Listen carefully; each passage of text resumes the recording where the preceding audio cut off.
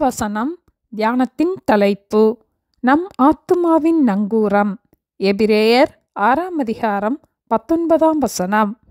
அந்த நம்பிக்கை நமக்கு நிலையும் உறுதியுமான ஆத்தும நங்கூரமாயிருக்கிறது. இந்த வசனத்தில் இயேசுவின் மேல், இயேசுவின் வார்த்தைகளின் மேல் நாம் வைத்திருக்கிற நம்பிக்கையை ஒரு நங்கூரத்திற்கு ஒப்பிட்டு கூறப்பட்டுள்ளது. நங்கூரம் போடுவதால் கடல் அலைகள் அடங்குவதில்லை. ஆனால் அந்த கடல் அலைகளுக்கு மத்தியிலும் அந்த நங்கூரம் கடலுடைய தரைமட்டத்தில் ஊன்றி இருப்பதால் அந்த கப்பல் நிலையாக, உறுதியாக, அசையாமல் பாதுகாப்பாக நிற்கிறது. அந்த கப்பல் கடலின் தரையோடு நங்கூரமிட்டு இருப்பதை நாம் பார்க்க முடியாது. ஆனால் உறுதியும் நிலையுமான பாதுகாப்பை பெற்றுக்கொள்கிறோம். இதுபோல இயேசுவின் மேல், இயேசுவின் வார்த்தைகளின் மேல் நாம் வைத்திருக்கும் நம்பிக்கையை நாம் பார்க்க முடியாவிட்டாலும், இயேசுவின் மேல் நாம் வைத்திருக்கிற நம்பிக்கை நிமித்தம் நம்முடைய வாழ்க்கையில நமக்கு பாதுகாப்பு உண்டு, நமக்கு நிச்சயமான எதிர்காலமும் உண்டு.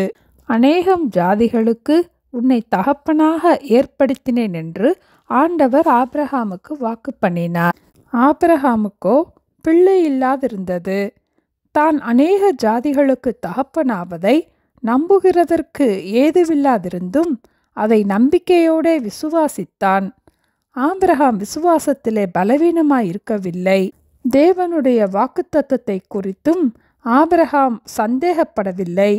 தேவன் வாக்குத்தத்தம் பண்ணினதை நிறைவேற்ற வல்லவராயிருக்கிறார் என்று ஆபிரகாம் முழு நிச்சயமாய் நம்பி தேவனை மகிமைப்படுத்தி விசுவாசத்தில் வல்லவனானான். ஆகையால் ஆபிரகாமுக்கு அது நீதியாக எண்ணப்பட்டது. அது ஆபிரகாமுக்கு மட்டுமல்ல, நமக்காகவும் எழுதப்பட்டிருக்கிறது.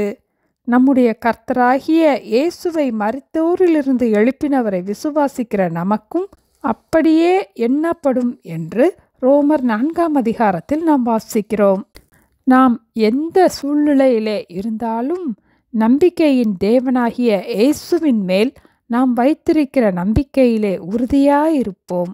தாவீதும் கூட 91ஆம் சங்கீதம் 2ஆம் வசனத்தில், நான் கர்த்தரை நோக்கி, நீர் என் அடைக்கலம், என் கோட்டை, என் தேவன், நான் நம்பியிருக்கிறவர் என்று சொல்லுவேன் என்று கூறினார்.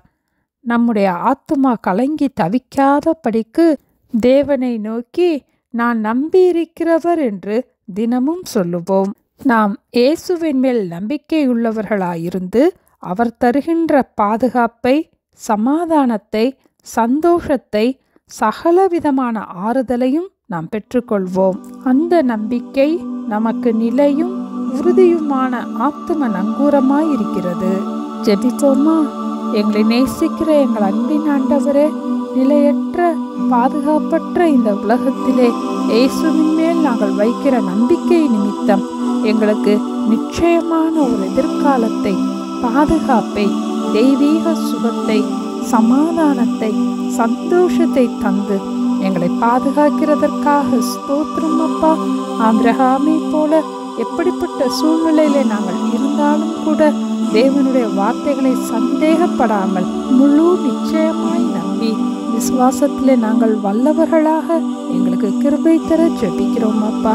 எங்களுடைய ஆத்துமா கலங்கி தவிக்காதபடிக்கு எங்களுடைய ஆத்தும நங்கூரமாகிய இயேசுவை நாங்கள் பற்றி கொண்டு சமாதானத்தோடு ஜீவிக்க எங்களுக்கு கற்றுக் கொடுக்க வேண்டுமாய் இயேசுவின் நாமத்தில் ஜெபிக்கிறோம் பிதாவே. ஆமென். Thank you. Have a blessed day.